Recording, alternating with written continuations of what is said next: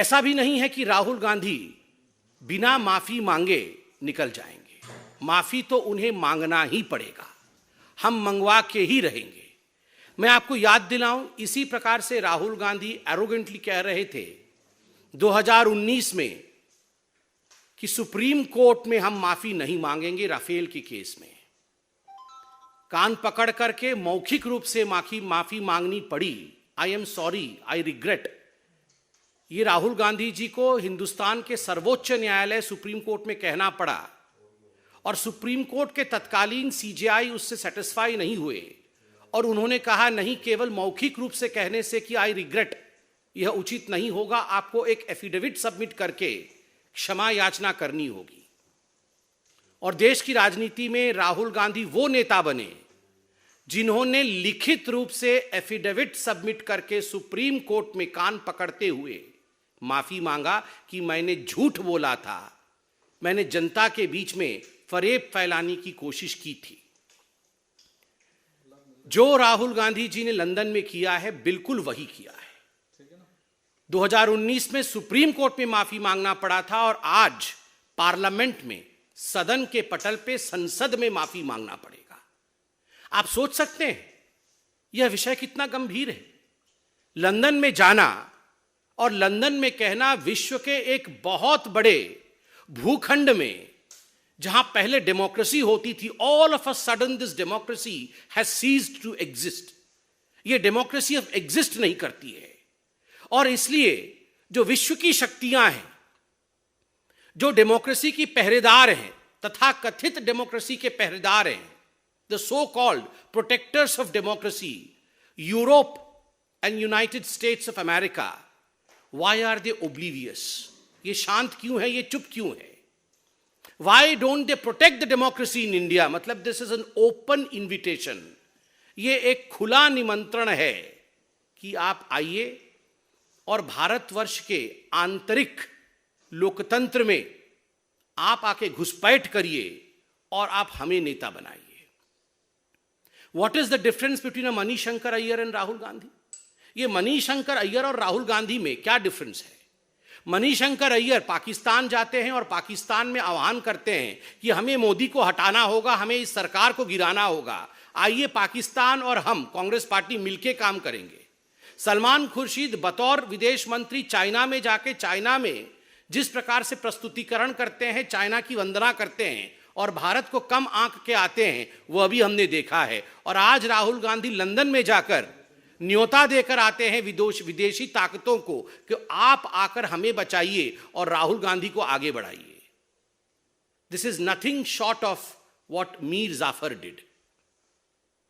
मीर जाफर ने जो किया था नवाब बनने के लिए, आप सबको पता होगा। मीर जाफर नवाब बनना चाहता था और नवाब बनने के लिए उसने ईस्ट इंडिया कंपनी की मदद ली थी। ईस्ट इंडिया कंपनी हिंदुस्तान में प्रवेश करके मीर जाफर के साथ खड़ी हुई और उसके बाद जो हुआ वो और आप और हम सब जानते हैं, अंग्रेजों का शासन। It would not be an aberration to say that Rahul Gandhi is the present day Mir Jafar of Indian polity. जो उन्होंने लंदन में किया है वो ठीक वही किया है। शहजादा नवाब बनना चाहता है और शहजादे ने ईस्ट इंडिया कंपनी की मदद मांगी है नवाब बनने के लिए कि तुम मुझे नवाब बनाओ, मैं तुम्हें 24 परगना भेंट करूंगा, मैं तुम्हें हिंदुस्तान का एक टुकड़ा भेंट करूंगा। मीर जाफर ने बंगाल में 24 परगना उसने भेंट किया था ईस्ट इंडिया कंपनी को और उसी 24 परगना के माध्यम से ईस्ट इंडिया कंपनी और अंग्रेजी हुकूमत हिंदुस्तान में प्रवेश करती है। History repeats itself. The present day Mir Jafar of Indian polity, Rahul Gandhi, has to apologize. Mir Jafar को माफी मांगनी ही पड़ेगी, इसका कोई दूसरा और विकल्प नहीं है। राहुल गांधी यहां तक गिर सकते हैं कि वो लंदन की भूमि में बैठ करके भारत के इन्वेस्टिगेटिव एजेंसीज को डीप स्टेट करार दे सकते हैं कि these are the deep states just as Pakistan has ISI. ठीक उसी प्रकार इंडिया में डीप स्टेट डेमोक्रेसी के ऊपर हमला कर रहा है।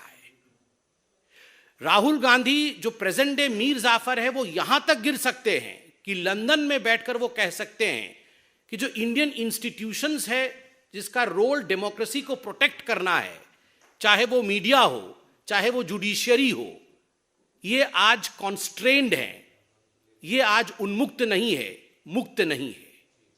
कमिटेड जुडिशियरी क्या होती थी ये आप इंदिरा जी के जीवनी में पढ़िए। किस प्रकार से आपातकाल के पश्चात और आपातकाल के दौरान जुडिशियरी के साथ खिलवाड़ कांग्रेस पार्टी ने किया था। व्हाट इज कमिटेड जुडिशियरी, इसकी पूरी चैप्टर आज अवेलेबल है।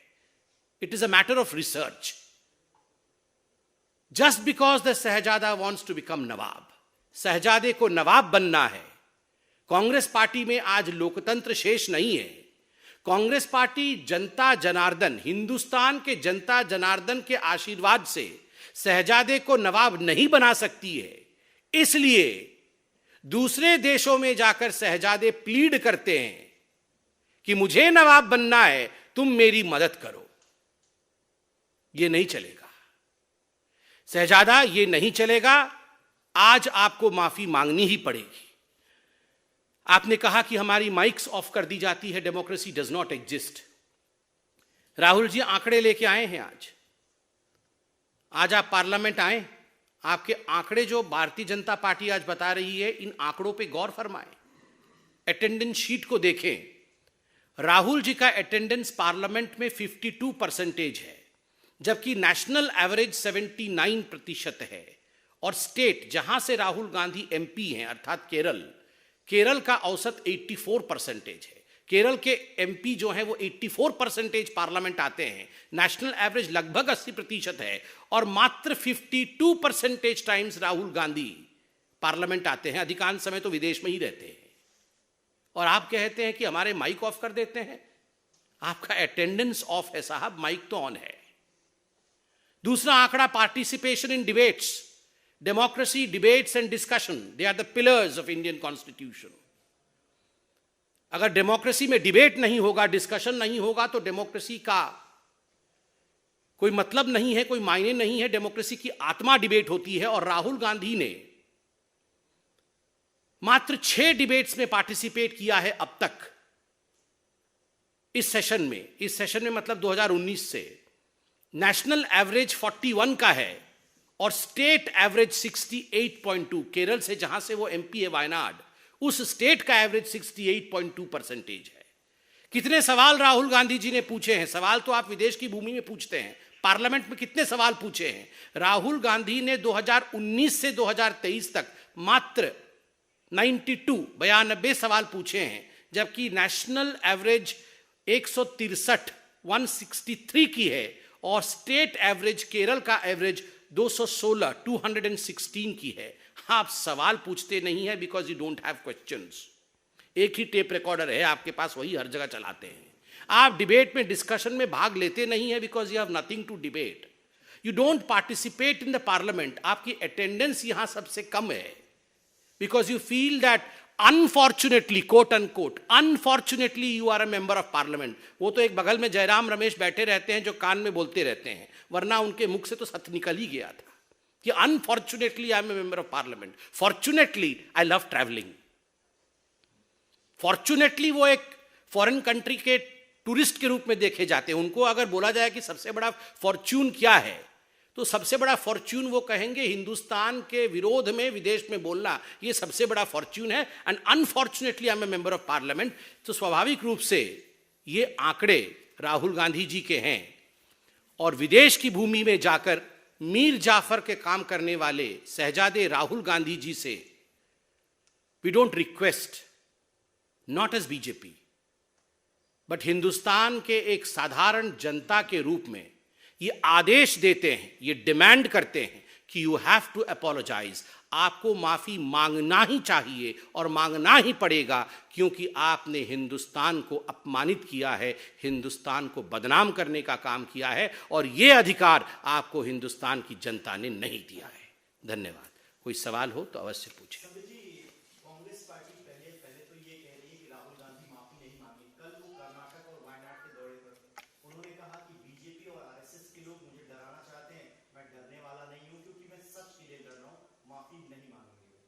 ये स्वाभाविक रूप से उनको लगता है कि ये नॉर्मल है।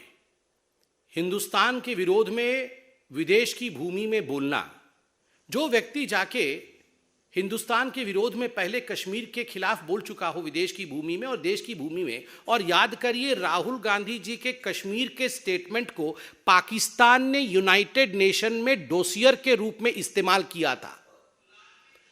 किस प्रकार से राहुल गांधी के स्टेटमेंट को पाकिस्तान ने अपने पहले सेंटेंस में कोट किया था और यूएन में डोसियर दिया था कि देखिए जो पाकिस्तान बोल रही है सच बोल रही है भारत के लिए, क्योंकि राहुल गांधी कह रहे हैं कि वहां पर लोकतंत्र नहीं।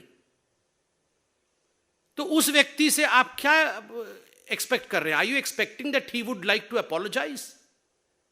उनके लिए तो ये बहुत ही नॉर्मल फिनोमिना है विदेश में जाकर देश के खिलाफ बोलना।